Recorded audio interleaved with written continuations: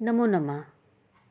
Sanskrit NCERT class 6 की playlist को आगे बढ़ाते हुए आज हम लोग पढ़ेंगे 8th लेसन अष्टम पाठा, जिसका नाम है सूक्ति स्तबकः।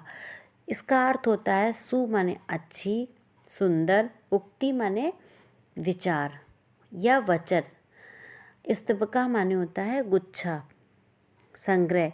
तो मतलब इसका पूरा हुआ कि अच्छे वचनों का गुच्छा, अच्छे वचनों का संग्रह। इसमें 5 श्लोक दिए गए हैं। इन श्लोकों के अच्छे अच्छे विचार, अच्छे अच्छे वचन बताए गए हैं। डिटेल से समझेंगे।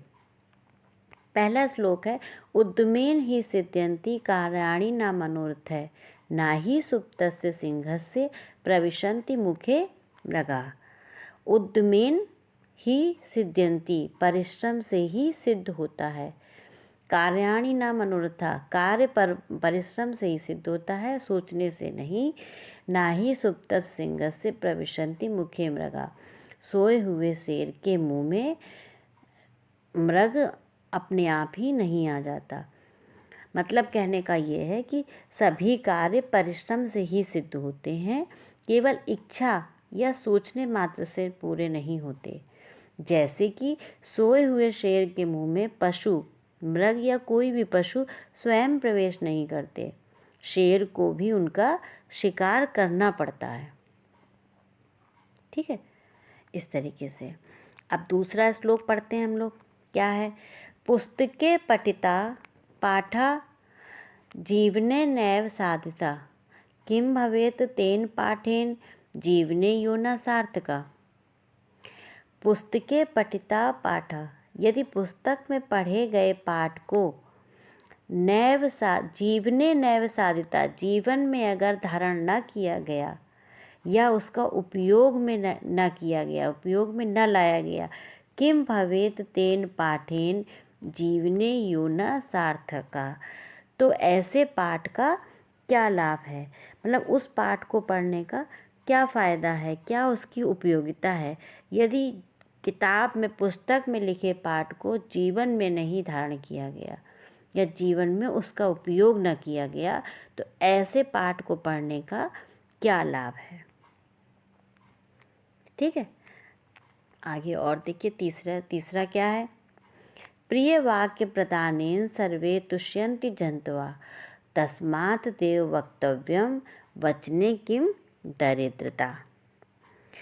मतलब प्रिय वाक्य प्रदानेन, प्रिय वाक्य बोलने से क्या होता है? सर्वे तुष्यन्ति जन्तवः, सभी जंतु, सभी लोग प्रसन्न होते हैं।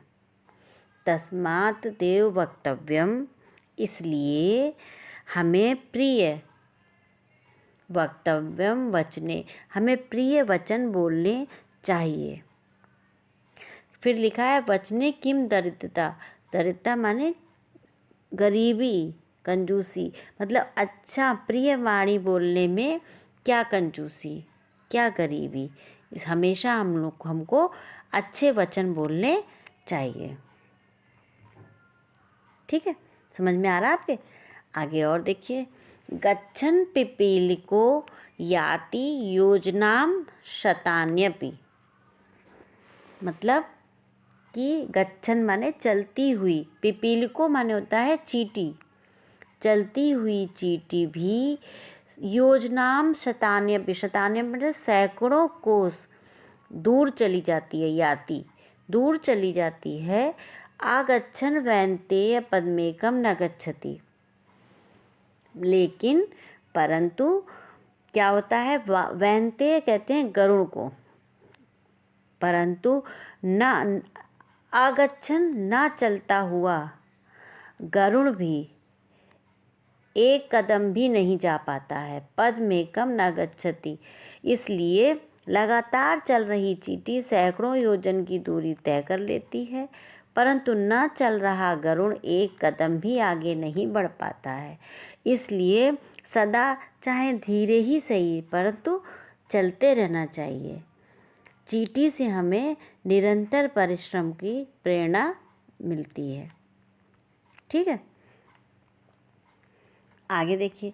काका कृष्णा पिका कृष्णा को भेदो भेदा पिक काकियो वसंत काले संप्राप्ते काका काका पिका पिका। अब कह रहे हैं काका कृष्ण, कृष्णा माने काला, काका माने कौवा, पिका माने कोयल। ठीक है, तो जैसे कौवा और कोयल दोनों काले रंग के होते हैं और इनमें भेद करना बड़ा मुश्किल होता है, देखने में एक जैसे लगते हैं, परंतु वसंत ऋतु आने पर, वसंत काले आते ही जब कोयल मधुर गाती है और कौवा काय काय करता है, तब उसकी असलियत काका काका पिका पिका, कौवा कौवा क्या रह जाता है और कोयल कोयल ही रहती है, तब उसकी असलियत का पता चलता है। जब बसंत ऋतु आने पर दोनों गाते हैं, मधुर धुनी में कोयल मीठा गाती है, कौवा काय काय करता है, तब असलियत पता चलती है। वैसे दोनों एक रंग के होते हैं। ठीक है, आगे आप देखिए, इसके शब्द अर्थ देखिए। शब्द अर्थ में आपको बताया गया है कि आप इनको पढ़िए और याद करिए।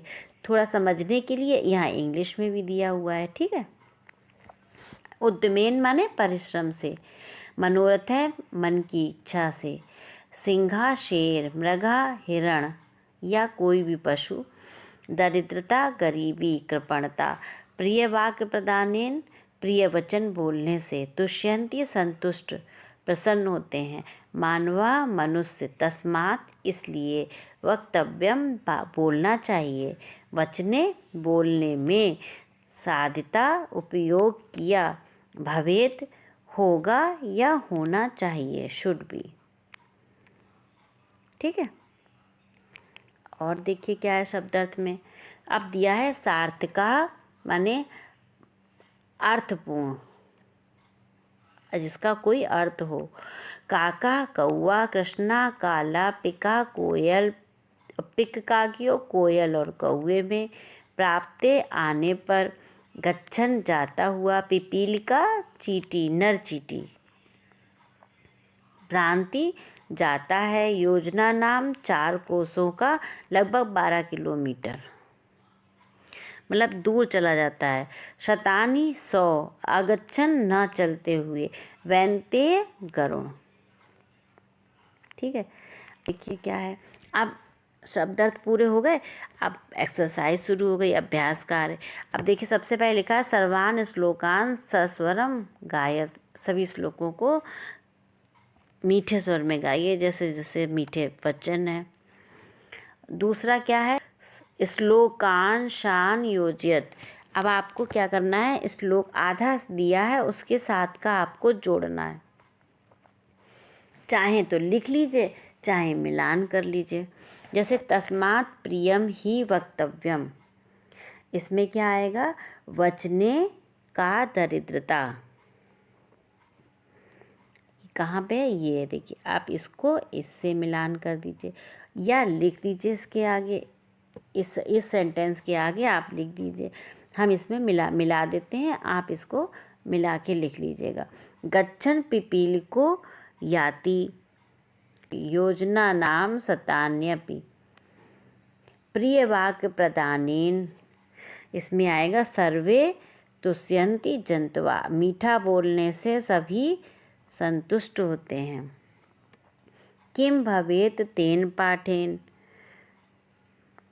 जीवनयो न सार्थका, तो किससे मिलाएंगे, जीवने यो न सार्थका, काका कृष्णा पिका कृष्णा को भेदा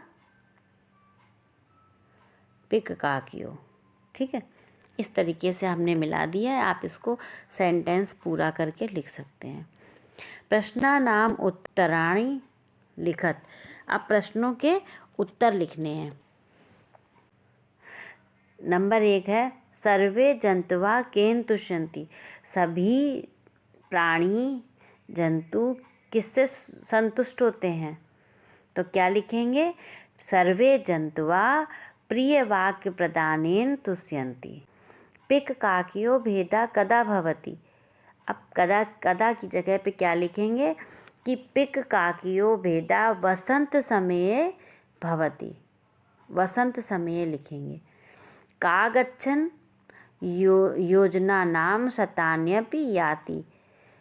कौन चला जाता है कोसों दूर, तो लिखेंगे कि गच्छन् पिपीलिका योजना नाम शतान्यपि याति।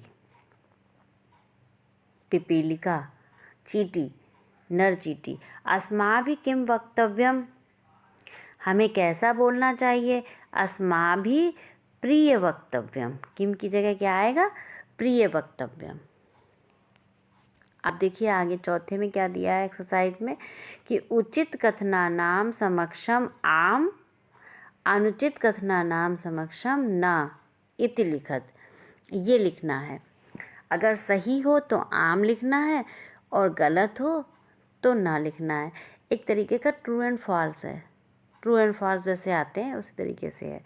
जैसे काका कृष्णा ना भवति, कौआ काला नहीं होता है, ये तो गलत है, तो यहाँ क्या लिखेंगे ना। अस्माभिः प्रियम वक्तव्यम, हमें प्रिय बोलना चाहिए, ये सही बात है, ट्रू है, तो यहाँ लिखेंगे आम। वसंत समय पिक्काकियो भेदा भवति, ये भी सही है कि वसंत काल में ही कोयल और कौवे का भेद पता चलता है, आम लिखेंगे, ट्रू है।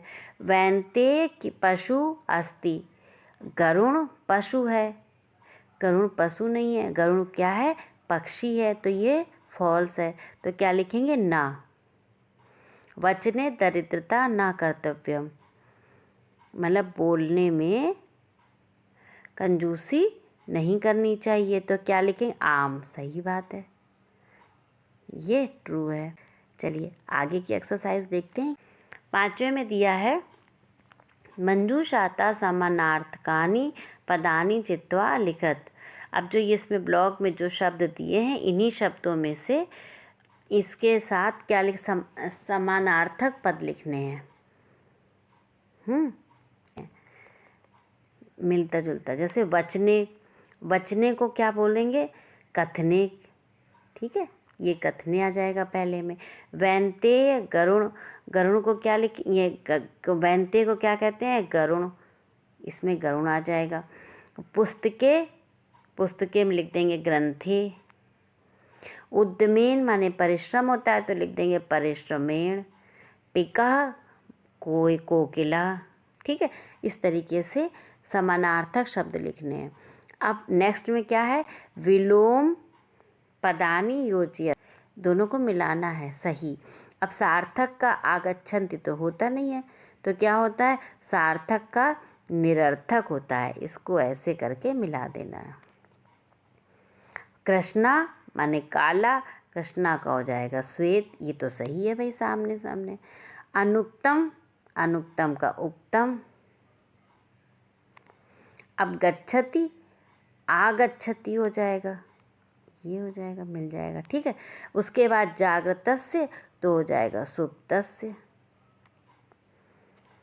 इस तरीके से इसको ऐसे मिलाना है, ठीक है। उम्मीद है आपको लेसन पूरा समझ में आया होगा।